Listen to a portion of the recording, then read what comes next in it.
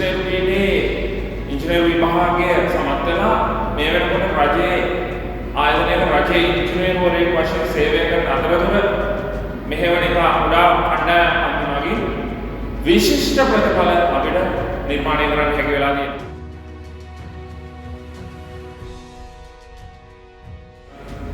මෙදින් ඉන්නේ මේ ප්‍රතිඵල අතර විශිෂ්ට ප්‍රතිඵලයක් 2021 විභාගයේ 3S ප්‍රතිඵලයේ අබ්දුල් මුල සිටම අපේ පන්තියේ සහභාගී වෙලා කොහොමද වැඩ කටයුතු කරන්නේ කියන එක සම්බන්ධයෙන් දැන් අබ්දුල් ඔයගලට අදහස් දක්වනවා.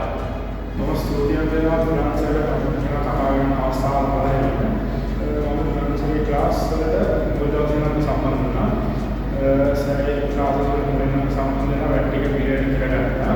සර් අපේ විභාගයේ මාස කිහිපයකට කලින් අපිට ෆිසික්ස් සිලබස් එකේ තියෙන පාඩම් 11ම අංග සම්පූර්ණව ඉවර කරලා දුන්නා.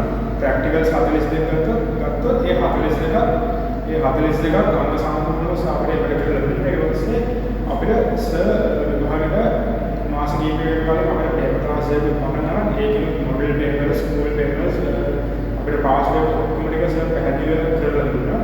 ඉතින් සර් අපිට ෆිසික්ස් කියන විෂය ගත්තොත් ඒ ෆිසික්ස් කියන විෂය කරන්න ඕනේ සියල්ලම එකට දෙන්න ඕනේ හැම පැත්තෙම අපිට පුෂ් එකක් දෙන්න. තියරි පැත්තෙන් ගත්තොත් මාස කිහිපයකට කලින් අපිට තියරි එක එකක් නෑර අංග සම්පූර්ණව සර් ඉවර කරලා ප්‍රැක්ටිකල් ටික ගත්තොත් ප්‍රැක්ටිකල් 42ම සර් ප්‍රැක්ටිකල් 42ම ඒ ප්‍රැක්ටිකලි අපිට තේරෙන විදිහට එඩිට් කරලා දුන්නා.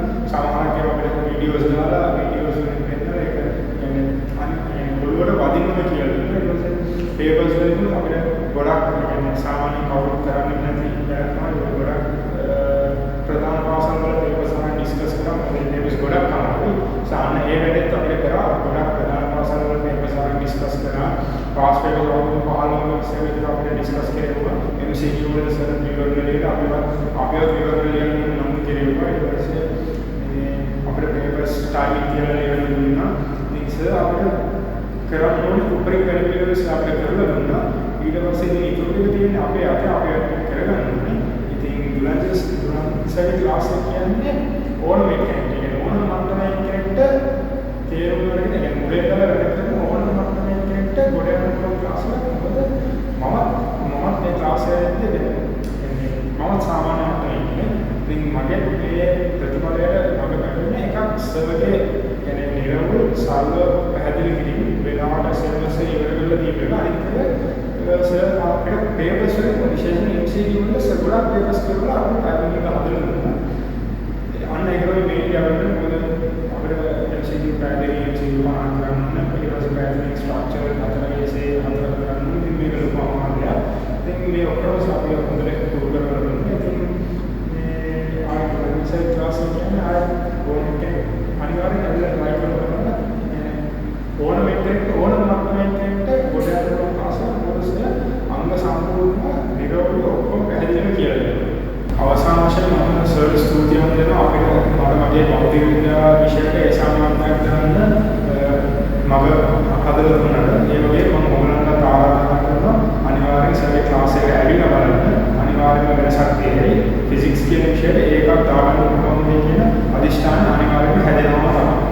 ඔව් ඇත්තටම මේ වගේ ඉංජිනේරු පීරියඩ් සුසුකම් ලැබපු ශිෂ්‍ය පරම්පරාව බිහි කිරීමට අවස්ථාව ලැබීම සම්බන්ධයෙන් මම නිහතමානීව ආරම්භ කරනවා. ඉතින් අපේ 2023 සඳහා රිවිෂන් එක සත්‍ය අධ්‍යාපන ආයතනයේ ආරම්භ වෙනවා. උපරිම සිසුන් 50ක් පමණයි අපි මෙවර බදවා ගන්නේ. අබ්දුල්ලාගේ කණ්ඩායම ඊට වඩා අපි කොහොම කුඩා කණ්ඩායමක් සඳහා අපි යමුනේ. එතන තව විශිෂ්ට ප්‍රතිඵල තියෙනවා. ඒ විශිෂ්ට ප්‍රතිඵල පිළිබඳව අපි ඉදිරියේදී තවදුරටත් ඕගලන්ට විස්තර ගෙනෙන්න පුළුවන් වෙයි.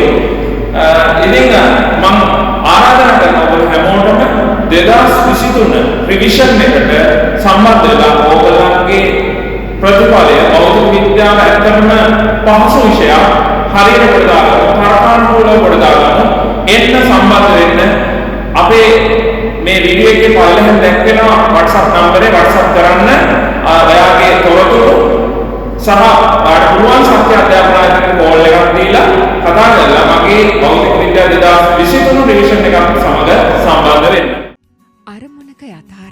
ජීවමාන කළ අභිමානවත් සිසු පරපුරක තීරකයා සක්‍යා ජයග්‍රහණයේ සමූහ තීර්ථ යාත්‍රාව